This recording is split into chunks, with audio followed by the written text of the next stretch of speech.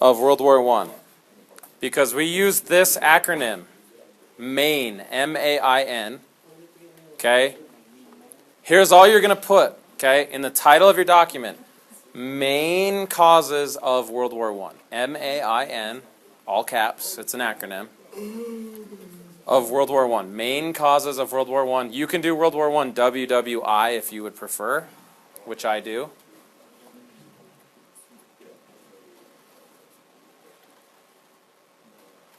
Okay, I like to use pictures and stuff, but I don't like to take notes in any fashion, but especially on paper. So yours won't be as fancy as mine, but it's a powder keg, and then there's one little spark at the bottom. Okay, so what today's about is the background causes. Think of them like gunpowder in a big barrel. If there is no spark, is there any danger or problem with gunpowder? No. But one little spark, somebody lights a fuse or puts their cigarette in there or something, bam, big explosion. These are the gunpowder. We'll get to the spark. Okay? M stands for militarism. So we're going to put this kind of big and bold, like I did, militarism. I am not a believer in textbooks or textbook definitions.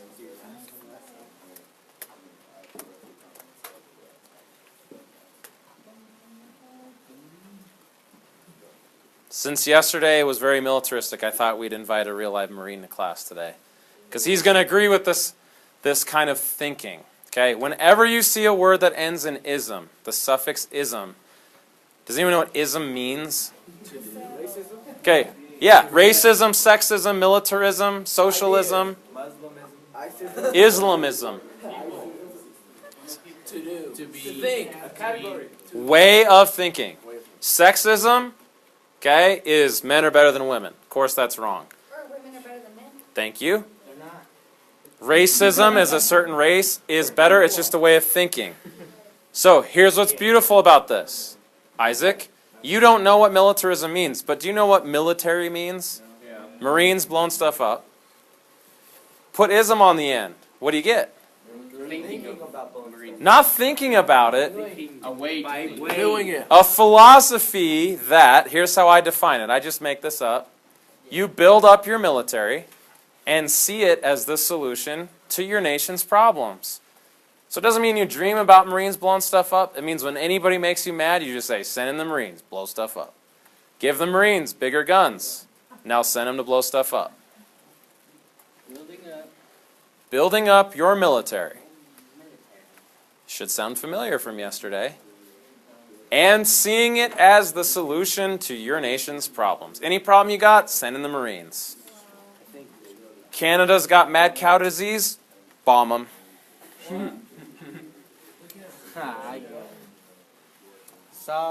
China artificially devalues its currency, nuke them. I was watching an interview yesterday. Did you hear about Russia wanting to put fancy planes with fancy tech over the U.S., even though they're strengthening the limiting American power in the free sky treaties? I haven't heard that. I can't say I'm surprised to hear the Russians doing something like that, though. Okay. What does this mean, and what is a good example that we all know? What was the name of Otto von Bismarck's speech yesterday? Iron and blood. They changed it. People say blood and iron because it sounds better. As historians, we are sticklers for accuracy. He said iron and blood. What do iron and blood stand for from his speech? Military. Guns and dudes dying, basically. Iron is your industrial capacity. Like build them machine guns, more guns, bigger guns, and then have dudes go out and fight. Was Otto von Bismarck militaristic? How did he really unite Germany to make it one big country? Fighting and winning 3 wars. Did he think that diplomacy, voting, and signing treaties would solve Germany's problems? Iron and blood will solve Germany's problems. He was a real man. That's what he would say. Okay?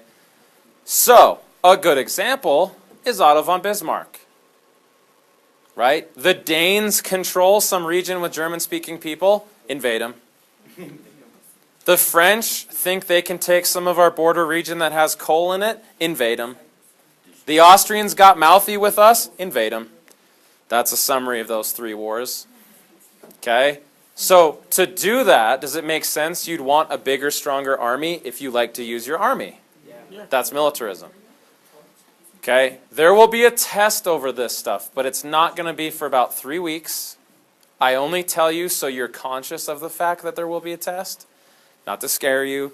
It's open notes, open Google, and you'll want to use this because there'll be a whole section about the main causes of World War I. Okay?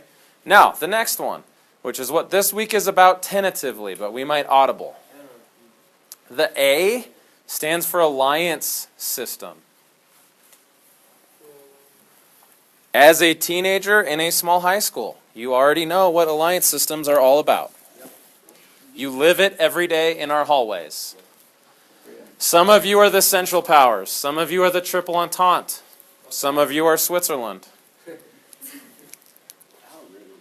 Is it true? I heard that Switzerland has really hot girls. What am I supposed to say to that? Yeah. I can neither confirm nor deny that rumor. How about that? Oh yeah, it's Sweden. Yes, never mind, Sweden. My bad. We all know. Listen, if you haven't realized this about teenage, boys and girls are equally guilty. Everyone thinks that everyone else's boys or girls are better looking than where they're from. Yep. Except Kemmer. Now, what are alliance systems and how are they a background cause? Here's my definition. Again, I just made this up. Intertwined series of treaties creating 2 opposing alliance systems. Team right Twix versus Team left Twix. Pick a team.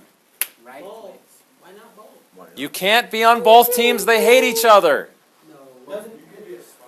Yeah. But then are you really on both teams? Yes. Yeah. No. Yeah. You are neither. An intertwined series You could be like of treaties Brian O'Connor.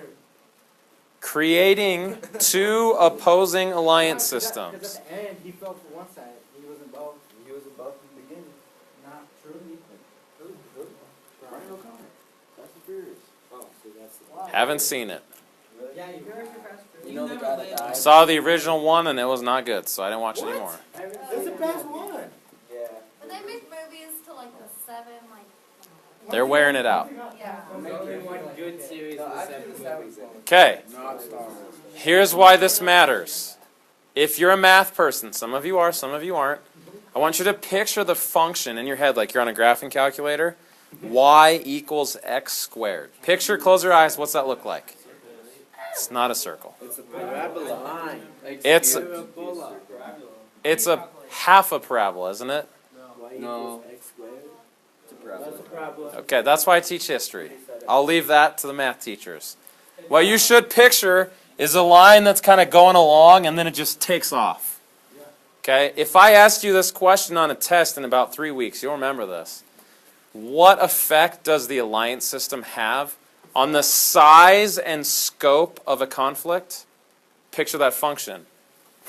Taken off. Exponentially greater. Doesn't mean like it'll make it a little bigger. That's y equals x. Y equals x squared is it goes crazy really fast.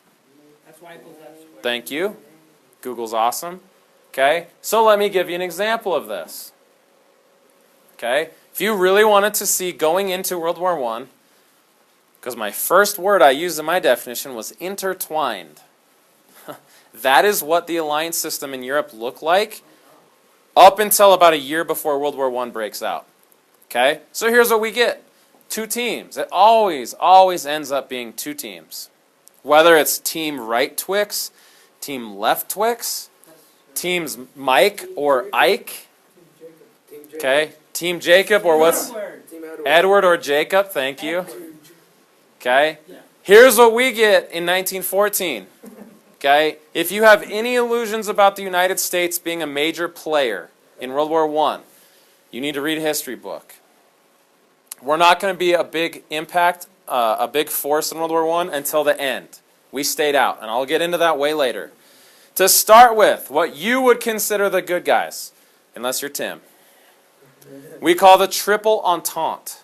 I don't speak much French, but I know Entente. Yep. It means alliance. 3 big countries in one group of friends, must have France if we use the word Entente. French, the British, and the Russians. They're the Triple Entente. You know them as the Allies or the good guys. Don't get confused with World War II because it's going to change. Okay? Now, what you would consider the bad guys, we're going to call the Central Powers, this blue little cluster right here. Okay? The Germans are the biggest, baddest dudes in Europe. You know this after reading about Otto von Bismarck kicking butt in 3 wars and building up his military. The Prussians are that dude who just wants to fight everybody. Even though he's not that big, he just wants to fight everybody and he's a good fighter. You do not want to mess with guys like that. That's Germany. But here's the good news for the rest of the world.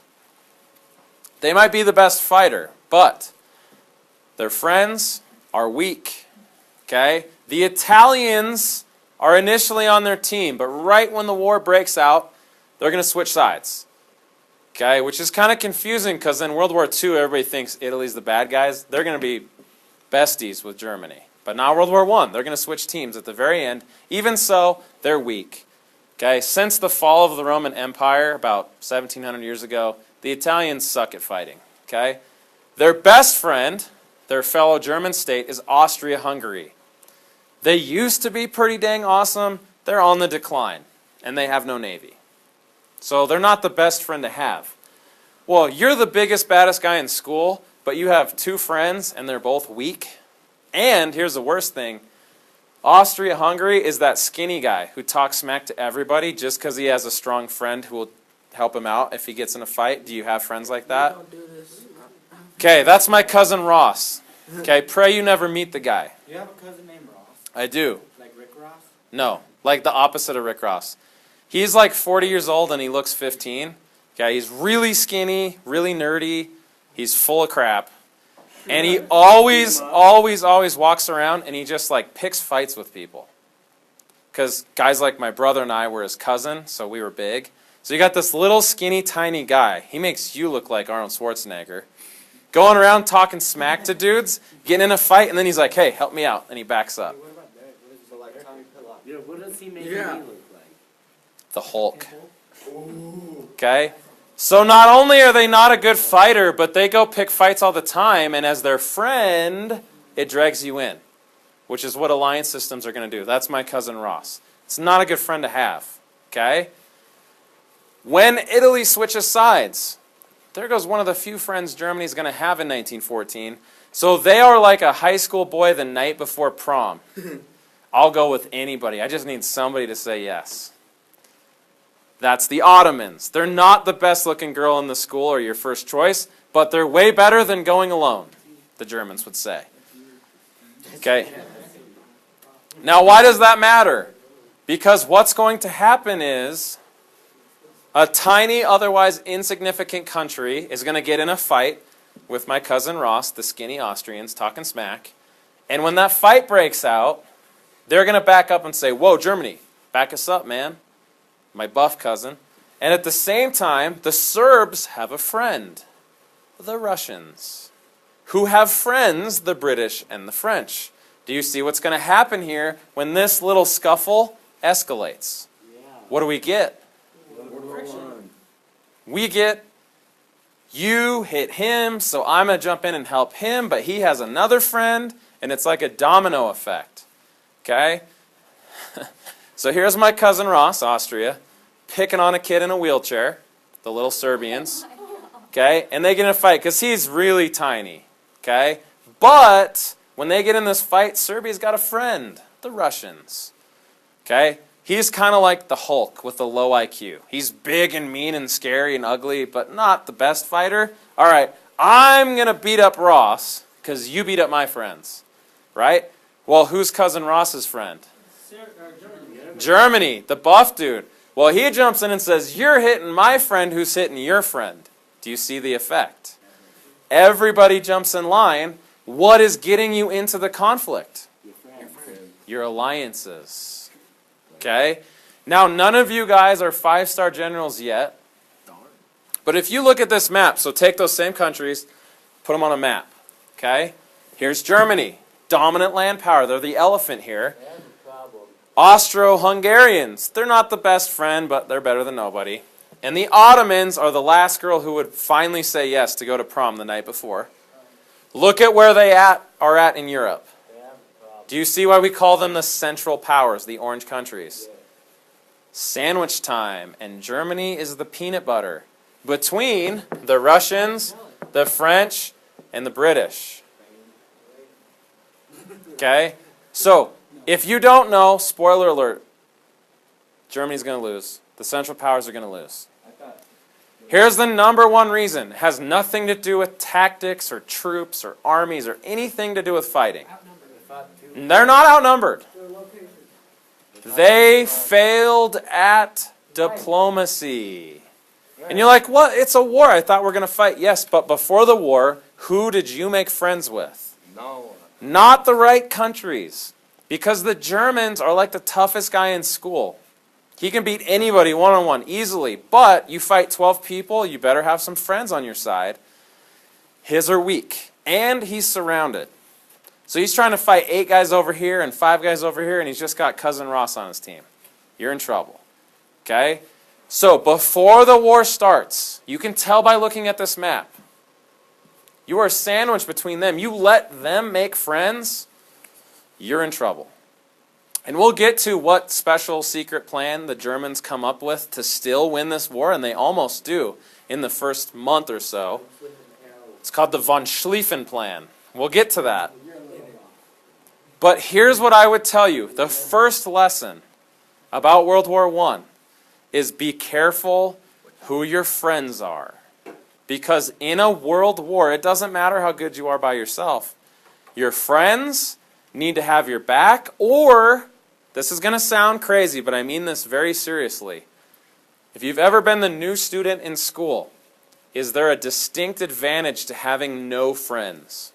Whoever's been the new guy or new girl, I've been the new guy a lot. Is there an upside to having no friends? What is it? Like sit back and look at how these people are and be like, okay, I maybe want that group or maybe want that group. So you get to kind of pick your friends, whereas someone else just grew up next to Bobby, so they had to be friends? That's a great choice. That's a great reason. Okay? Let me share one that was reinforced with me on Sunday morning. Isaac Delgado, look at me. Okay? I'm sitting in a coach's clinic in Denver. All the football coaches went there for 3 days. It was fun. It was like 65 degrees. Okay? And I'm listening to this guy give a presentation, and I kid you not, like the main point of it is, if you've ever been on a team sport, you know this. He said, girl drama kills football teams. Like fighting over who's dating whose girlfriend, or who said this about someone on Instagram, the stuff that has nothing to do with the game. Okay, basketball players, it's the same thing. The petty things that have nothing to do with basketball get in the way of the stuff that really matters. Soccer players, same thing, right? Do you understand what he's saying? Focus on what really matters and don't like fight your own teammates over silly stuff. What's the advantage of having no friends? You don't have to worry about. What drama? Whose drama? I don't have any friends to get pulled into their drama. Is that an advantage to have no friends? I'm not saying you shouldn't have friends. I'm saying there's an upside. Whose crap do you get pulled into? How often does someone come to you and say, can you believe what she did? Let's go egg her car or slash his tires. You don't get involved in drama if you don't have friends. And has anyone ever got drug into someone else's drama before? It wasn't yours to start with, but you got pulled in? If you have friends or family, yes. So here's the advantage of having no friends. Maybe you won't make one of the big bad wolves mad and get pulled into their stuff. You can become friends with the big bad wolf, and then you can all be big bad. No, because he pulls you in all of his fights. Okay. Having no friends and staying out in this class is known as the Switzerland philosophy. And it's worked out really well. They're a mountainous, small country right in the middle. You can see the pink. See that pink right here? of the Alps, a huge mountain range. Here's their basic philosophy. Everybody else can fight all they want, but we're staying out. We just play defense, make guns and chocolate, and everybody hides their money in our country. It's worked out really well for them. And you go, what? The Germans and the French are going to be fighting for the whole 150 years before this? They never, ever, ever get conquered. Because they stay out of other people's drama, which is a good life lesson for us as teenagers on a Tuesday morning. Okay? It's good for me as an adult. Okay? So, what happens when you have these two intertwined crazy alliances? The size and scope of conflicts goes through the roof. Gets big. And you get drug into their crap. If it weren't for these alliance systems, do you know what World War I would have been called? Okay, going back to this little picture here. That's all Russian, Nope, Russia's doesn't. German and French. Nope, neither of those are involved. Serbia versus Austria. The Austro-Serbian War of 1914, it would have lasted a couple of months. Austria would have won. We would never even learn about it in history class. But the Serbs are friends with Russia. The Austrians are friends with Germany. The Germans say, well, if this fight's starting, we got to attack France first and capture Paris in the first month. So they attack France, which goes through Belgium, which makes the British mad because they have a mutual defense treaty with Belgium, which brings everybody into the war. It's like if someone sucker punches your best friend, you can't just stand there, Exactly. look at their friend, But they're going to have a friend jump in and wail on you. so you just gotta, It is exactly like this. As teenagers, you already understand the alliance system. It's your friends, or whoever's not your friend, or lack of friends. Okay? Now, moving on to the next one. Anyone know what the I stands for? Intertwined. Imperialism. I was gonna say that. Imperialism. Do not be confused. The root word here is empire with an E. I know, the English language is strange. Imperialism. Here's how I define it. If you watch Star Wars, you already know this one. Expanding one's empire, often on other continents. If you're talking Star Wars, other planets. Basically, build up your empire bigger and bigger and bigger. You already know this. It's what Napoleon did with France. It's what the Mongols did. It's what everyone's going to do leading up to World War I. the British. The British.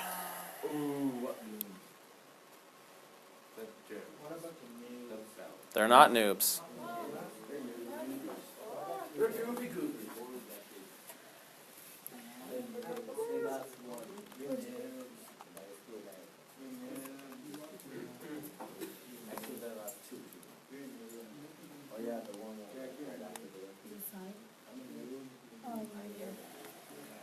On other continents.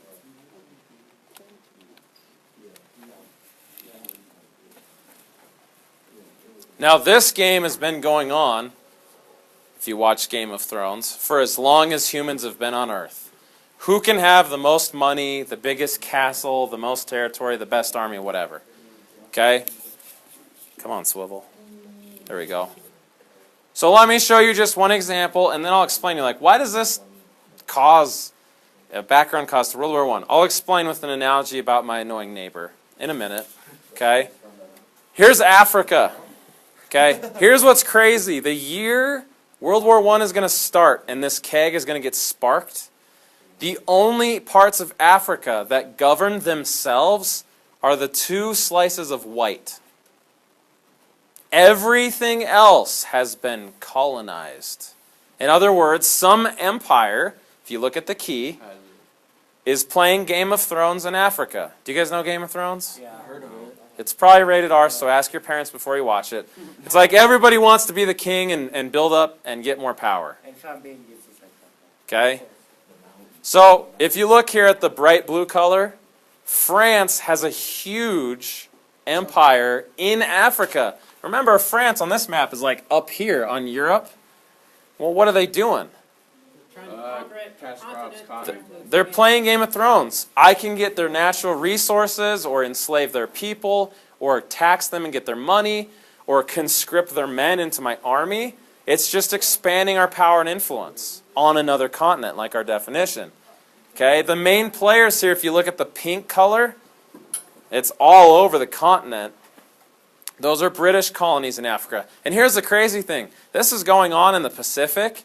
It's going on in the Middle East. It's going on in the Americas still. Ever since Christopher Columbus, haven't Europeans been trying to colonize the Americas? So this is just one little snapshot, but this is where it's worst. The Germans have some colonies. They're the yellow. Okay, their buddies, the Italians, told you they're kind of weak. They just have the orange. Okay, they're one of the weak houses in Game of Thrones.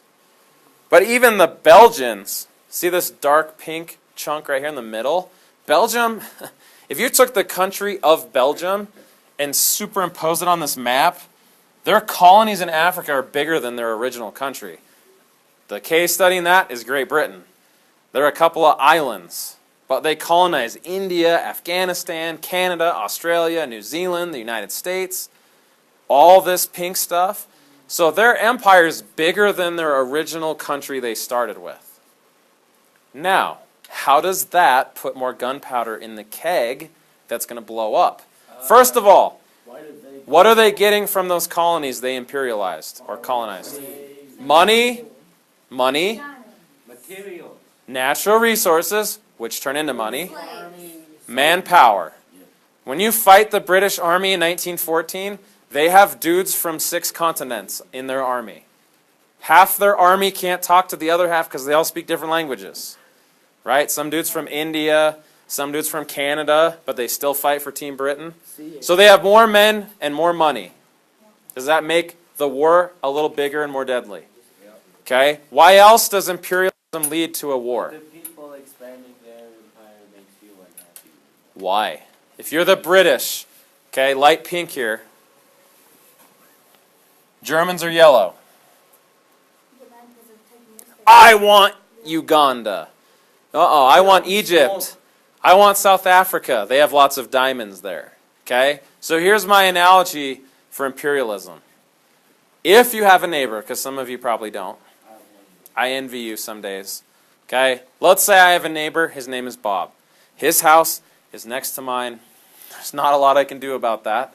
Okay? He's annoying. His dog craps in my yard multiple times a day. I swear he trained it just to come into my yard. It doesn't crap in his own yard. And I'm talking,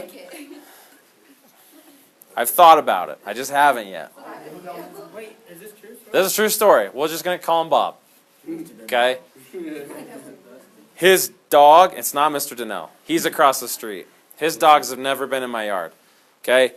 He likes to listen to really redneck country music, which I don't have a problem with, but when listening to it, he's usually got his garage door up, an American flag bandana on, no shirt, and he's quite overweight, and sweatpants, and he's like working on his lawnmower. Bear with me. And he's blaring like total redneck American country music. Okay? He's always coming over and borrowing stuff. Hey, my lawnmower broke. Can I use yours? Hey, can I store this in your garage? Mine's full. Do you see what kind of neighbor? Am I painting a picture for you? Yeah. Okay, so listen. Here's what you do. I can't make him move, and I like my house. I just bought it. My wife's fixing it up for me. So I can't move, and I can't make him move. So what do? Buy a cabin in the mountains. So here's what you do. To get away from Bob, because he's so annoying, he's such a redneck, he's such a moocher, and his dog craps on my yard in town, go in the mountains and buy a cabin away from Bob. Take the dog. So you go buy a cabin. On the weekends, you go hang out in the mountains. You enjoy some peace and quiet away from Bob.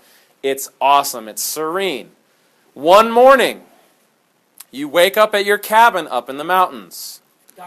Bob is in your front door knocking, and you go, Bob, how's it going? What do you need? And he says, I'm just here to let you know that I bought a cabin. It's right next to yours. We're neighbors, again. And then his dog takes a giant crap in your yard as he walks away. Do you understand where I'm going here? Okay, so you tried to get away from him by moving up, buying a cabin. He buys a cabin right next to yours. Now his dog is crapping on both your lawns. And he's asking you for borrowing stuff at both houses. So here's what you do. You're like, okay, I just got to get off the continent now. So you go buy a vacation house in New Zealand. Because their seasons are opposite, right? So like our wintertime, you can go there and it's summertime. So you go buy a vacation house in New Zealand. You fly there, you set it all up, you enjoy peace and quiet away from Bob. And one day you wake up Ding dong. to a knock on your door. And there's Bob in his American flag bandana, blaring country music, no shirt on, sweatpants, big dog. And he says, "Howdy, neighbor. I just wanted to let you know, I bought a vacation house in New Zealand right next to yours." Now here's what I would ask you. Based on this scenario, your original house is next to his, your cabin is next to his, and your vacation home are all next to his. The potential for conflict with neighbor Bob has done what throughout this scenario? Costs you a lot of money. Triple. The potential for conflict has done what as you've moved to these other two places? So you used to just see him at home. But now when you go to the cabin, you also butt heads. So what has happened to the potential conflict between you and Bob? Nothing. The chance to get in a fight with him and shoot his dog, he's pooping on 3 of your yards. He's blaring country music outside 3 of your houses. No matter where you go, you butt heads with them. So the potential for conflict has gone up drastically. Now, substitute yourself for Great Britain. Neighbor Bob is Germany. Substitute instead of a cabin in the woods, that's some European colony. Your vacation home in New Zealand, your overseas colonies. Everywhere you go, you're competing against them. And did you like them to start with? So the potential for conflict is going up. The chance you kick his dog has tripled. Do you agree? The chance that you smash his speakers playing Garth Brooks music at 8 a.m. on a Saturday when you're trying to sleep in has tripled, right? The chance to tell him, "No, I won't vote for you for city council. You don't even clean up after your own dog's crap," has tripled. Okay? That is why imperialism matters. So, if you look at that example, okay, here's what I want you to put in parentheses. You try and move away from Bob and he follows you. Do you think you guys will remember that? You try to move away from Bob, but he follows you.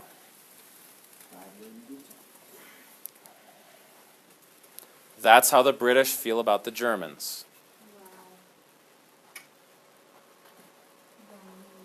Plus, you're getting richer colonizing these foreign lands, and the potential for conflict is going up drastically because you're always running into them and butting heads with them. I'll tell him straight up, like, Bob, no. Like, at the house. Like, See, no. you don't know Bob because Bob doesn't take no for an answer. Just pushy. Just be glad your neighbor is not Bob. We have a neighbor, well, he's not really a neighbor, he lives kind of far away from us, but he's like that. I mean, not that bad, but his dog will, like, come down to our house sometimes. And we'll be like, well, you can let our dogs out and see what happened, but we don't want to have to bury your... It's like, sorry. Everybody clear on imperialism. So what's the last one? Negotiation. No, you Maybe. I'll give you a hint. It's another word you already know. Nuke. No, you're a world war ahead, son. Narcissism? Narcissism.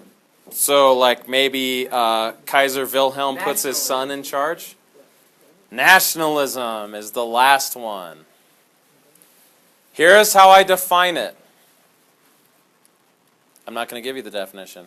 Do you guys realize how thoroughly you have been trained to take notes? You are what I like to call note-taking monkeys. You have a page of notes. I have a new sentence. Your brain just stops and starts typing feverishly, and you don't listen to anything I'm saying. This is why I almost never give you guys notes. Good. You're already good at it. This is like one of the few things you're good at in school is taking notes. No, that's a compliment. That's why we got to do creative stuff in here, Nelson. Thank your science and math teachers, because math is the worst. You just copy down everything they do, and you're like, now explain it. I have no clue. So, yeah, that's what biology. I'm not here to point fingers. Here's how I define nationalism. Very simply, people go, how is this different than patriotism? I am the biggest patriot there is, I think. I teach our country's history and constitution to teenagers who otherwise don't care and try and instill some important lessons and make it interesting. I think that's really patriotic, but that is not nationalistic. So you guys all know patriotism from like kindergarten, right? What's patriotism? Love of one's country, right? How are they different? Patriotism. Love for like the whole everybody. Here's how I define it. If you want the most simple definition ever, you know patriotism. You say the pledge, you have an American flag, you know, you love the United States. On steroids. Patriotism on steroids. Okay? That's nationalism. So here's how we define it. Extreme patriotism and pride in one's country. So like Neighbor Bob, but times 10, right? Like repping American flag. Yeah, so now he's got 27 American flags, and he's always talking about, yeah, them Canadians, America. them Mexicans. We'll talk about foreign people in a second.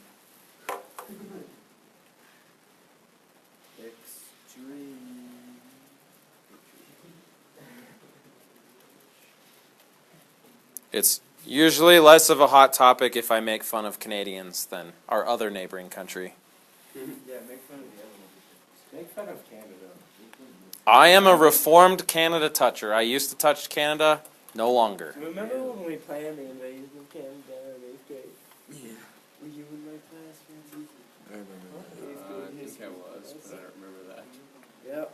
We planned out the invasion of Canada.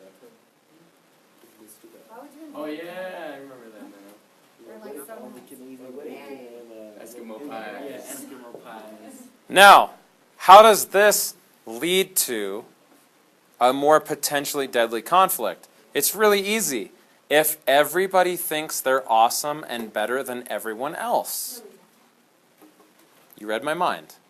How does that lead to you treating other people? If you're the best and you're special and you're awesome, how do you treat other people then? They must be, if you're the best, what must they be? Inferior. Something less than you, which is a fancy way of saying inferior. You're better than them, therefore, it's okay to take their lunch money. Or it's okay to invade them and take their maple syrup and Canadian bacon. Or it's fair to kill them all. Because you're the best, they're not, so you're doing them a favor actually by getting rid of them. Does that sound familiar in history? Yeah. Give me a good example. Do you think that Hitler said that about the Aryan race? We're the best? Because here's what you have to recognize. This isn't about being confident or even cocky, because we're talking about countries, not like your football team or your basketball team. Okay? If we're better than everybody else and we're awesome, that is a blank check to treat other people poorly. Take their resources, take their land, kill them all, encourage our men to rape their women when we conquer their country because that'll get rid of them and they were inferior, so it's actually better that they're gone. Okay? Do you see how nationalism is dangerous? There's nothing wrong with saying I really awesomely love America. It's what it leads to next. Since we're so awesome, Canada sucks. So let's invade them and take their Canadian bacon and maple syrup. That's a dangerous way of thinking. It's just ham on pizza. It's not from Canada. It's probably American, just like French. Okay? And, Now, and pizza. Fortune cookies. here's the last thing. I just want you to put the spark. The spark. The Archduke is assassinated. If you do not know the story, I will tell you the story next week. It is arguably the best story in history. Ferdinand, right? Archduke Franz Ferdinand of the Austro-Hungarian Empire. In June of 1914, he's going to get assassinated by a guy named Gavrilo Princip in downtown Sarajevo, Bosnia. Okay, like all good stories, I'm not going to tell you the whole thing. Okay, when I came here, I learned like day one, Mr. Bell's the best teacher in Sublette County School District number 9, students just told me, like, hey, you might be a good teacher, maybe, we'll see. You'll always be the second best history teacher here. And I was like, okay, so like, how's he so good? I've actually gone and watched him teach a couple times. If you've had him, tell me with a statement. Best storyteller ever, Mr. Bell. Okay, I cannot rival his storytelling ability. I'd like to think I'm good, but he's the master. The story of this spark is phenomenal. If you come to class next Tuesday, you will learn about it. Like all good stories, it involves a lettuce sandwich, a cyanide pill, and a guy forgetting that his grenade had a timer on it. Not necessarily in that order and not necessarily combined. A cyanide pill, a lettuce sandwich, and a guy forgetting that when you throw the grenade, it doesn't blow up right away. So if you come to class, I'll tell you the spark. But here's the thing. It doesn't take much of a spark to light this whole big thing full of background causes. It's just a little something, and it's all going to blow Well, up. it's like that guy made someone mad, and that, wow.